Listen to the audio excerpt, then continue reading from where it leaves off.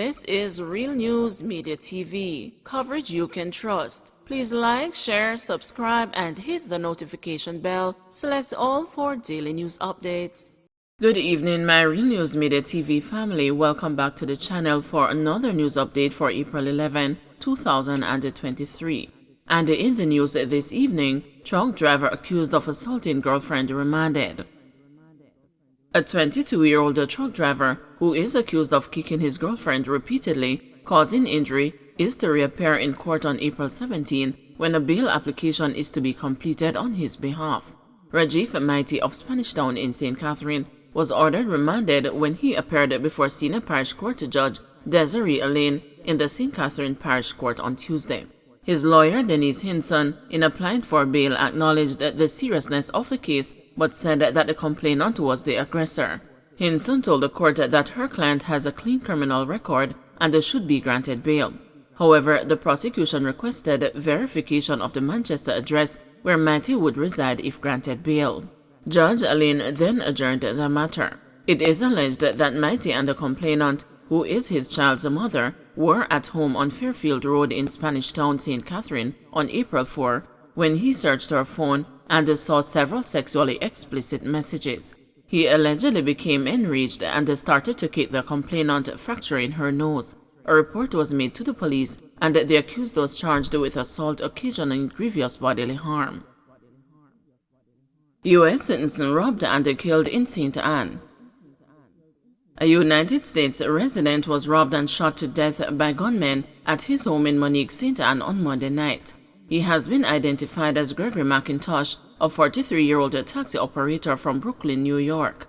According to the police, the now deceased had just arrived on the island. It was reported that around 8 p.m., McIntosh was at home when three men armed with handguns entered the house and held him up. McIntosh, the police said, was robbed of an undetermined sum of cash before being shot several times in the back of the head, left side of his back, and the right wrist. The gunmen ran from the premises and escaped in a waiting motor car. The police were summoned to the location where they found McIntosh lying in blood with multiple gunshot wounds. The body was taken to the morgue for a post-mortem examination. Westmoreland family seeks help to locate a missing relative.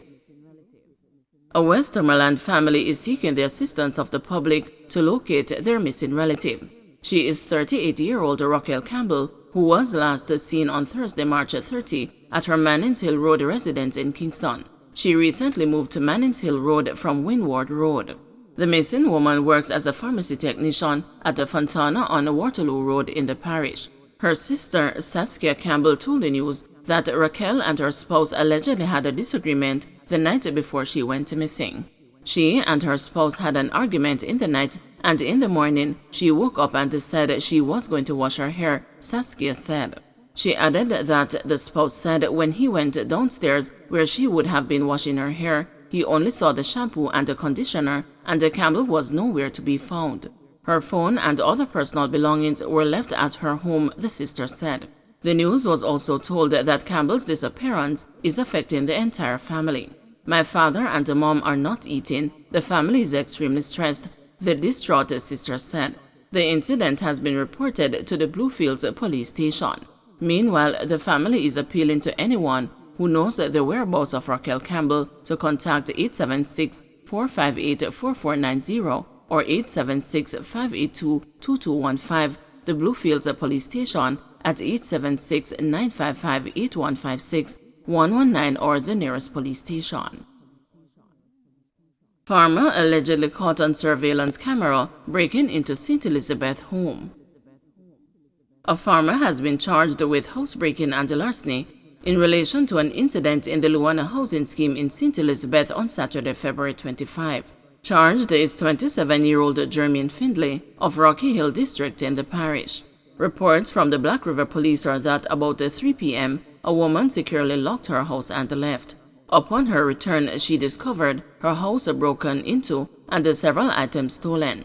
She reported the incident to the police. Finlay was reportedly identified by the police on the surveillance camera inside the woman's house and was subsequently arrested and charged on Monday, April 10. 1 dead, 4 injured in St. Anne crash. A woman is dead and 4 people injured following a motor vehicle crash on the Discovery Bay Main Road in St. Anne last evening. Dead is 51-year-old Valerie Daly of a Trelawney address. The crash, which involved a Toyota Corolla motor car and a Toyota Mark X, occurred about 6 o'clock in the vicinity of the Green Grotto Caves. It is reported that the driver of the Mark X failed to keep left and slammed into the Toyota Corolla motor car in which Miss Daly and 3 family members were traveling. The 5 people were seriously injured and taken to the St. Anne's Bay Regional Hospital. Miss Daly was pronounced dead and the other 4 people, including her 2 daughters, admitted. Former chef gets 10 years after evading drug trafficking sentence in Jamaica. A former chef who was a fugitive for more than 4 years before being arrested in Jamaica has been sentenced to over 10 years in a U.S. federal prison for heroin trafficking. Devon Bennett, 54, who resided in Hawthorne, California, had pleaded guilty in May 2018 to 1 count of possession with intent to distribute heroin, admitting that he and others used his apartment to package and ship heroin and other drugs through the U.S. mail. However, he absconded bail before he could be sentenced. In early February, law enforcement authorities in Jamaica located and arrested Bennett at the request of the United States. Bennett consented to extradition and was subsequently surrendered to the United States on March 8. He was sentenced on Monday by U.S. District Judge Dale Fisher. After his release from prison, Bennett will be subject to a 5-year period of supervised release. FLA gets a new board. Retired Army officer Colonel Audley Carter has been retained as the chairman of a new 5-member board of the Firearm Licensing Authority. FLA Chief Executive Officer Shane Darlin says the new board was recently gazetted and will serve for 3 years up to 2026. The new board was appointed by National Security Minister Dr. Horace Chang. Carter and retired Deputy Commissioner of Police Glenmore Hines were carried over from the previous board. The new members are former Permanent Secretary in the Ministry of Water, Housing and Environment Geneva Hibbert, retired Supreme Court Judge Glenn Brown, and the businesswoman and the pistol shooter Renee Rickay. This is the first board appointed under the Firearms Prohibition, Restriction and Regulation Act 2022 that came into operation on November 1, 2022. The law, with new offenses and tougher penalties, repealed and replaced the 1967 Firearms Act.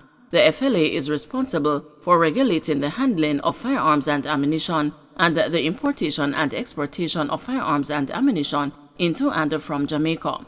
The board oversees the general administration of the FLA and decides whether to grant, renew, suspend, revoke, or cancel a gun license.